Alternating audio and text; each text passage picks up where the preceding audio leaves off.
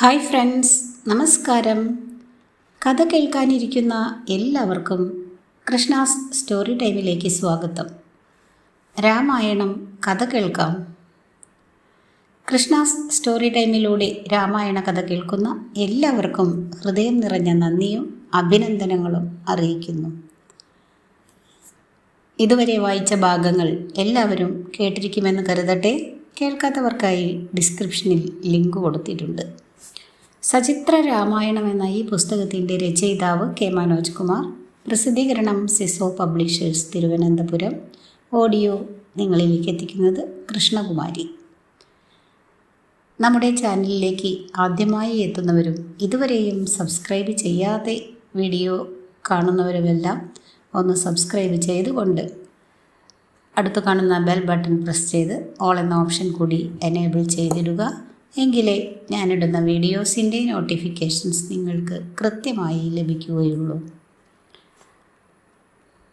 ഇന്നത്തെ ഭാഗത്തോടുകൂടി രാമായണം എന്ന ഈ പുസ്തകം അവസാനിച്ചിരിക്കുന്നു. കർക്കിടക മാസത്തിൽ നമ്മൾ തുടങ്ങിയതാണ് ഈ പുസ്തകത്തിൻ്റെ വായന. ഇത് ഇന്നത്തോടുകൂടി അവസാനിക്കുന്നതാണ്. അടുത്ത ദിവസം മുതൽ നമ്മൾ പകുതിക്ക് വെച്ച് നിർത്തിയ കൃഷ്ണായനം എല്ലാവരും ഓർക്കുന്നുണ്ടാകുമല്ലോ. അത് തുടർന്ന് കേൾക്കാവുന്നതാണ്. ഇന്നത്തെ ഭാഗത്തിലേക്ക് കടക്കട്ടെ. ഓം ശ്രീരാമചന്ദ്രായ നമഃ. ഉത്തരകാണ്ഡം.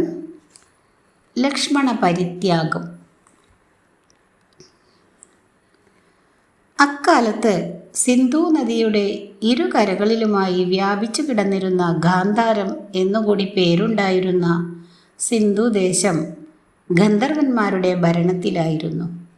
സിന്ധുദേശത്തെ ഗന്ധർവ ഭരണത്തിൽ നിന്ന് മോചിപ്പിക്കണമെന്ന് കേകേയത്തിലെ രാജാവും ഭരതൻ്റെ അമ്മാവനുമായ യുധാജിത്ത് രാമനോട് അഭ്യർത്ഥിച്ചു.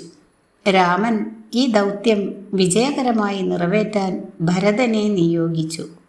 ഭരതൻ സർവസന്നാഹങ്ങളോടെ പോയി അതിധീരമായി ഗന്ധർവന്മാരുമായി യുദ്ധം ചെയ്യുകയും അവരെ തോൽപ്പിക്കുകയും ചെയ്തു.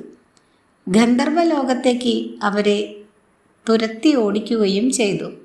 ഭരതൻ പ്രഖ്യാപിച്ചു, ഗന്ധർവന്മാർ സ്വന്തം ലോകം ഭരിച്ചാൽ മതി, പ്രപഞ്ചത്തിൽ മുഴുവൻ ഭരണം നടത്തേണ്ട.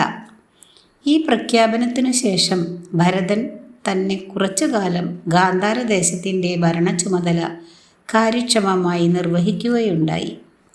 സീതയുടെ അന്തർധാനത്തിനു ശേഷം രാമനും സഹോദരന്മാരും തങ്ങളുടെ പുത്രന്മാരായ യുവരാജാക്കന്മാരെ രാജവംശത്തിൻ്റെ തുടർച്ചയ്ക്കായി പല രാജ്യങ്ങളിലായി വാഴിച്ചു. കുശനും ലവനും യഥാക്രമം കുശാവതിയിലും ശരാവതിയിലും രാജാക്കന്മാരായി. ഭരതൻ്റെ പുത്രന്മാരായ തക്ഷനും പുഷ്കലനും തക്ഷശില, പുഷ്കലാവതി എന്നീ രാജധാനികളിൽ വാഴിക്കപ്പെട്ടു. ലക്ഷ്മണപുത്രന്മാരായ അംഗദനെയും ചന്ദ്രകേതുവിനെയും കാരുപദമെന്ന രാജ്യത്തെ രണ്ടാക്കി വിഭജിച്ച് അവിടെ രാജാക്കന്മാരാക്കി. ശത്രുഘ്നൻ തൻ്റെ പുത്രന്മാരായ സുബാഹു, ബഹുശ്രുതൻ എന്നിവരെ മധുരയിലും വിദിശയിലും രാജാക്കന്മാരാക്കി. ഒരു ദിവസം ഒരു താപസൻ അയോധ്യയിലെത്തുകയും തനിക്ക് അത്യാവശ്യമായി രാമനുമായി ഒരു കാര്യം ആലോചിക്കേണ്ടതുണ്ടെന്ന്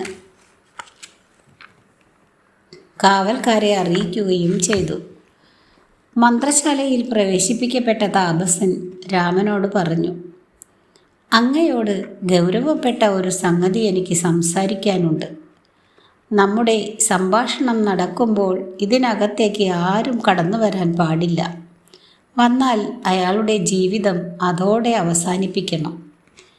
ഈ വ്യവസ്ഥ സമ്മതിച്ച രാമൻ മന്ത്രശാലയ്ക്ക് കാവലായി ലക്ഷ്മണനെ നിയോഗിക്കുകയും താപസൻ പറഞ്ഞ കർശന വ്യവസ്ഥകൾ അനുജനെ ധരിപ്പിക്കുകയും ചെയ്തു. താപസവേഷത്തിൽ വന്നത് യമധർമ്മനായിരുന്നു. രാമൻ്റെ ഇഹലോക ജീവിതം അവസാനിപ്പിക്കാറായിരിക്കുന്നു എന്നും ബ്രഹ്മലോകത്തേക്കുള്ള അദ്ദേഹത്തിൻ്റെ യാത്ര ഉടനെ ആരംഭിക്കേണ്ടതുണ്ടെന്നും യമൻ അറിയിച്ചു. തനിക്കും ഈ തോന്നൽ ശക്തമായിരിക്കുന്നതായി രാമൻ യമനോട് പറഞ്ഞു. അകത്ത് ഈ സംഭാഷണം നടന്നുകൊണ്ടിരിക്കുമ്പോൾ 7 താപസന്മാർ ലക്ഷ്മണന് സമീപത്തെത്തി. തങ്ങൾക്ക് അത്യാവശ്യമായി രാമനെ കാണണമെന്ന് ശാഠ്യം പിടിച്ചു.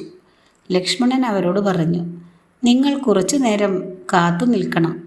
ഇപ്പോൾ രാജാവ് മന്ത്രശാലയിൽ ഒരു തപസ്വിയുമായി ഗൗരവമുള്ള ഏതോ കാര്യം ചർച്ച ചെയ്തുകൊണ്ടിരിക്കുകയാണ്. ആരെയും അങ്ങോട്ട് കടത്തിവിടരുതെന്ന് രാജാവ് എനിക്ക് കർശനമായ നിർദ്ദേശം നൽകിയിരിക്കുകയാണ്. ലക്ഷ്മണൻ്റെ വാക്കുകൾ കേട്ട താപസന്മാർ കോപിഷ്ഠരായി. അവർ ലക്ഷ്മണൻ്റെ നേരെ കയർത്തു. ഉടൻ തന്നെ ഞങ്ങളെ മന്ത്രശാലയിലേക്ക് കടത്തിവിടണം. ഇല്ലെങ്കിൽ ഞങ്ങൾ ഇവിടെ വന്ന് കാത്തു നിൽക്കുന്ന വിവരം രാജാവിനെ അറിയിക്കുകയെങ്കിലും വേണം. ലക്ഷ്മണൻ വീണ്ടും പറഞ്ഞു, മന്ത്രശാലയിൽ തപസ്വിയും രാജാവും തമ്മിലുള്ള സംഭാഷണം നടന്നുകൊണ്ടിരിക്കുമ്പോൾ ആരെങ്കിലും അങ്ങോട്ട് കടന്നു ചെന്നാൽ അയാളെ വധിക്കുമെന്നാണ് രാജാവ് വ്യക്തമാക്കിയിട്ടുള്ളത്. ഞാൻ നിങ്ങളുടെ സന്ദേശവും കൊണ്ട് അങ്ങോട്ട് കടന്നാൽ എൻ്റെ ജീവിതം അവസാനിച്ചതു തന്നെ. ഇനി നിങ്ങൾ നേരിട്ട് ചെന്നാൽ നിങ്ങളെയും അദ്ദേഹം വധിച്ചതു തന്നെ.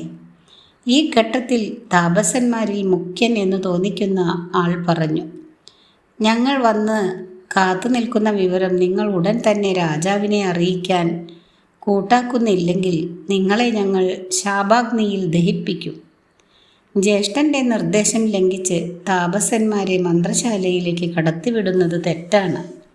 താപസന്മാർ അങ്ങോട്ട് കടന്ന് ചെന്നാൽ അവർ നിശ്ചയമായും വധിക്കപ്പെടും. അങ്ങനെ അവരുടെ വധത്തിന് താനും ഒരു കാരണക്കാരനാകും. ഇതൊഴിവാക്കണം എന്ന് ലക്ഷ്മണൻ വിചാരിച്ചു. ഇവരെ മന്ത്രാലയത്തിലേക്ക് കടത്തിവിട്ടാൽ ഇവരുടെ വധത്തിനു പുറമെ താൻ ജ്യേഷ്ഠൻ്റെ ആജ്ഞ ലംഘിച്ചു എന്ന് രണ്ടാമതൊരു തെറ്റുകൂടി സംഭവിക്കും. ഇതിനു മുമ്പ് ഒരിക്കലും ഇങ്ങനെയൊരു തെറ്റ് തൻ്റെ പക്ഷത്തു നിന്ന് സംഭവിച്ചിട്ടില്ല. ഇനി താൻ തന്നെ അകത്തേക്ക് കടന്നു ചെന്നാലോ? നിശ്ചയമായും ജ്യേഷ്ഠനെ തന്നെ കൊല്ലേണ്ടി വരും. ലക്ഷ്മണൻ ധർമ്മസങ്കടത്തിലായി. ഒന്നുകിൽ ജ്യേഷ്ഠൻ്റെ ആജ്ഞ ലംഘിക്കുകയും 7 താപസന്മാരുടെ മരണത്തിനിടയാക്കുകയും വേണം, അല്ലെങ്കിൽ ജ്യേഷ്ഠൻ്റെ കൈകൊണ്ട് താൻ മരിക്കണം. ലക്ഷ്മണൻ ഇതിൽ രണ്ടാമത്തെ മാർഗം തിരഞ്ഞെടുക്കാൻ നിശ്ചയിച്ച് മന്ത്രശാലയ്ക്കകത്ത് പ്രവേശിച്ച് താപസന്മാരുടെ വരവ് രാമനെ അറിയിച്ചു. തൻ്റെ കൈകൊണ്ട് അനുജനെ കൊല്ലണമല്ലോ എന്ന വിഷാദ ചിന്തയോടെ ലക്ഷ്മണനെയും കൂട്ടി മന്ത്രശാലയ്ക്ക് വെളിയിൽ വന്നപ്പോൾ താപസന്മാരും തിരികെ അകത്ത് ചെന്നപ്പോൾ യമധർമ്മനും അപ്രത്യക്ഷരായിരിക്കുന്നു. ഇനി എന്തു ചെയ്യണം എന്ന് രാമൻ ആലോചിച്ചു. താപസവേഷധാരിയായ യമധർമ്മനുമായി താൻ സംഭാഷണം നടത്തിക്കൊണ്ടിരുന്നപ്പോൾ മന്ത്രശാലയിലേക്ക് കടന്നു വന്ന ലക്ഷ്മണനെ താൻ വധിക്കേണ്ടത് തന്നെ. എന്നാൽ തൻ്റെ പ്രിയ സഹോദരനെ താൻ എങ്ങനെ വധിക്കും? ഏറ്റവും അചിന്ത്യമായ ഒരു കാര്യമാണത്. ലോക ജീവിതത്തിൽ നിന്ന് വിരമിക്കാൻ ആഗ്രഹിക്കുന്നവർക്ക് മഹാപ്രസ്ഥാനം എന്നൊരു സമ്പ്രദായം തിരഞ്ഞെടുക്കാം. ലൗകിക സുഖങ്ങളും കാര്യങ്ങളും പാടെ ഉപേക്ഷിക്കുക, മരണം ലക്ഷ്യമാക്കുക, പിന്തിരിഞ്ഞു നോക്കാതെ ഒരേ ദിശയിൽ മുന്നോട്ട് നടക്കുക, അങ്ങനെ മരണം വരിക്കുക. തനിക്കും ഈ മാർഗം സ്വീകരിക്കാം. പക്ഷേ ലക്ഷ്മണവധത്തിൽ നിന്നും ഒഴിഞ്ഞു മാറി അങ്ങനെ ചെയ്താൽ അപ്പോഴും രാജാവ് കർത്തവ്യ നിർവഹണത്തിൽ വീഴ്ച വരുത്തിയെന്ന് ആരോപണം നിലനിൽക്കും. അടുത്ത കർമ്മമാർഗം എന്താണ്? വസിഷ്ഠനെ വരുത്തി ഇതേക്കുറിച്ച് ആലോചിച്ചു. ഗോപുരവാതിൽക്കൽ വന്ന 7 താപസന്മാരും മഹാപ്രസ്ഥാനത്തിലേക്ക് രാമനെ നയിക്കാൻ വന്ന ബ്രഹ്മദൂതന്മാരായിരിക്കുമെന്ന് വസിഷ്ഠൻ പറഞ്ഞു. ശിഷ്ടജനങ്ങളെയും സഹോദരന്മാരെയും ഉപേക്ഷിക്കുന്നത് അവരെ വധിക്കുന്നതിന് തുല്യമാകയാൽ ലക്ഷ്മണനെ ഉപേക്ഷിച്ചാൽ മതിയാകുമെന്ന് വസിഷ്ഠൻ ഉപദേശിച്ചു. വസിഷ്ഠൻ്റെ വാക്കുകൾ ശ്രവിച്ചയുടൻ തന്നെ ലക്ഷ്മണൻ ജ്യേഷ്ഠന്മാരോടും കുലഗുരുക്കന്മാരോടും വിടവാങ്ങി കൊട്ടാരത്തിൽ നിന്നിറങ്ങി നടന്നു. പിന്തിരിഞ്ഞ് നോക്കുക പോലും ചെയ്യാതെ മരണം ലക്ഷ്യമാക്കിക്കൊണ്ട് ലക്ഷ്മണൻ ഒറ്റയ്ക്ക് ഉത്തരദിക്കിലേക്ക് നടന്നുപോയി. മഹാപ്രസ്ഥാനം. ലക്ഷ്മണൻ വിട്ടുപോയതിനു ശേഷം തനിക്കും മഹാപ്രസ്ഥാനത്തിന് സമയമായി എന്ന് രാമൻ നിശ്ചയിച്ചു. മറ്റു സഹോദരന്മാരെയും കുലഗുരുക്കന്മാരെയും രാമൻ തൻ്റെ തീരുമാനം അറിയിച്ചു. രാജ്യം പുത്രന്മാരെ ഏൽപ്പിച്ച് രാമനെ അനുധാവനം ചെയ്യാനാണ് സഹോദരന്മാർ തീരുമാനിച്ചത്. സുഗ്രീവാദി വാനരന്മാരും വിഭീഷണൻ തുടങ്ങിയ രാക്ഷസന്മാരും രാമനെ പിന്തുടരാൻ തീരുമാനിച്ചു. ജനങ്ങളുള്ള കാലത്തോളം പ്രജാപരിപാലനം ചെയ്ത് ജീവിക്കണമെന്ന് വിഭീഷണനെ രാമൻ ഉപദേശിച്ചു. കൂപ്പുകൈയുമായി കരഞ്ഞു കലങ്ങിയ കണ്ണുകളോടെ നിന്ന ഹനുമാനെ അരികിൽ വിളിച്ച് രാമനാമം നിലനിൽക്കുവോളം ഭൂമിയിൽ ജീവിക്കുവാൻ രാമൻ അനുഗ്രഹിച്ചു. അനന്തരം ഒറ്റയ്ക്ക് കൊട്ടാരം വിട്ടിറങ്ങി സരയൂ നദി ലക്ഷ്യമാക്കി രാമൻ നടന്നു. താമസിയാതെ സഹോദരന്മാർ, മന്ത്രിമാർ, പരിചാരകർ, സേനാനായകർ എന്നിവർ അദ്ദേഹത്തെ അനുഗമിച്ചു. പുറകോട്ട് തിരിഞ്ഞു നോക്കുകയോ സംസാരിക്കുകയോ ചെയ്യാതെ മുന്നോട്ട് തന്നെ നടന്ന് രാമൻ സരയൂ നദീ തീരത്തെത്തി. രാമൻ്റെ പിന്നിൽ ധാരാളം പൗരജനങ്ങളും അണിനിരന്നു. സരയൂ നദിയിൽ മുങ്ങി യോഗവിദ്യയിലൂടെ ജീവത്യാഗം നടത്തുവാനാണ് താൻ തീരുമാനിച്ചിരിക്കുന്നതെന്നും തന്നെ അനുഗമിച്ചിട്ടുള്ളവർക്കും വേണമെങ്കിൽ അങ്ങനെ ചെയ്യാമെന്നും രാമൻ പിന്തിരിഞ്ഞു നോക്കാതെ പ്രഖ്യാപിച്ചു. അനന്തരം അദ്ദേഹം സരയൂ നദിയിലെ ജലത്തിൽ മുങ്ങി. പിറകെ വന്നവരും അതുതന്നെ ചെയ്തു. എല്ലാവരും സരയൂ നദിയിൽ ജലസമാധിയടഞ്ഞു. ഈ ആത്മാക്കൾക്കെല്ലാം ബ്രഹ്മലോകത്തേക്ക് യാത്രയാകാൻ ബ്രഹ്മാവ് ദേവരഥങ്ങൾ അയച്ചു കൊടുത്തു. പൗരജനങ്ങളെല്ലാം ഒന്നൊഴിയാതെ സരയൂവിൽ മുങ്ങി ശരീരം ഉപേക്ഷിച്ച് സ്വർഗത്തിലേക്ക് പോയി. മനുഷ്യാവതാരം എടുത്ത മഹാവിഷ്ണു വീണ്ടും വൈകുണ്ഠത്തിലെത്തി. വാൽമീകി എഴുതിയ ആദികാവ്യമായ രാമായണം ഇതോടെ അവസാനിക്കുന്നു. ഇതോടെ രാമായണ കഥ അവസാനിച്ചിരിക്കുന്നു. അടുത്ത ദിവസം തൊട്ട് നമുക്ക് കൃഷ്ണായനം കേൾക്കാം. വീഡിയോ ഇഷ്ടമായാൽ എല്ലാവരും ഒന്ന് ലൈക്ക്, ഷെയർ, കമൻറ്റ് എന്നിവ ചെയ്യുക. Thank you for watching.